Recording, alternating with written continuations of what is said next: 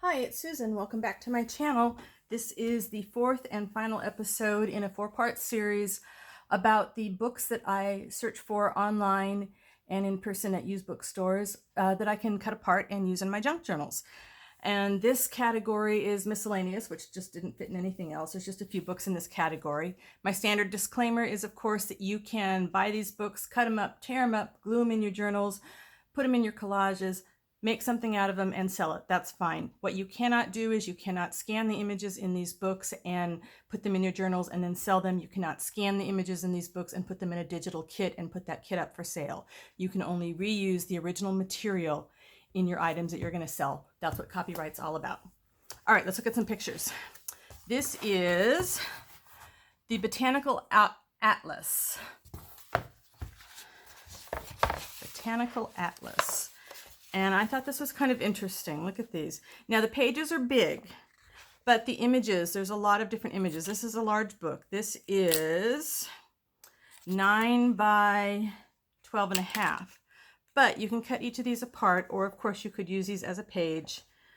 I don't like pages where you put them in a book like this and it's the wrong direction, but if that doesn't bother you, this would be great for that sort of thing. The pages are heavy enough that they could hold up to that.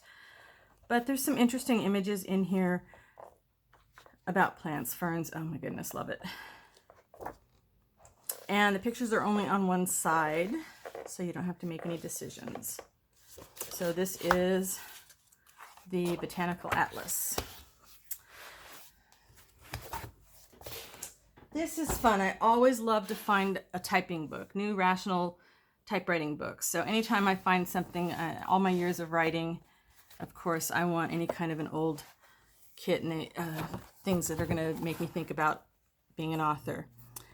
And there's just a lot of neat old text in here, vintage paper that's already aged. This is just something I was really happy to find.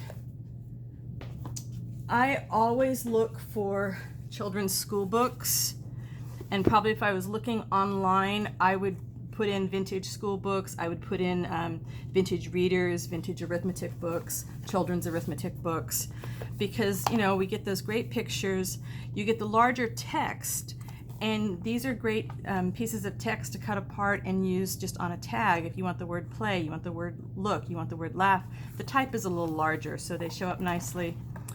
And just, you know, if you're doing a children's book, this is wonderful. And then I just love the old math things. Look at that. So I always look for those, and I look for grammar books, reader books. Look at the fabulous, somebody's practicing all their handwriting in here. That is awesome. So, you know, the text in here isn't as important to me usually as the covers on these, but I'm always looking for readers. I look for grammar books, I look for elementary readers, I look for arithmetic books.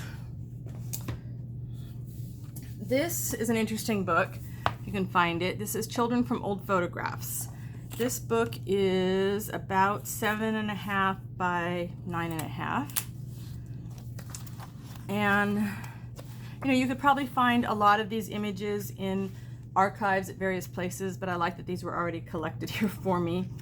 And the images are mostly a nice size like this, where you get multiple on a page. There are some larger ones, but like this, you could certainly cut just this guy apart. So if you like old Victorian black and white photos, this might be something you want to look for.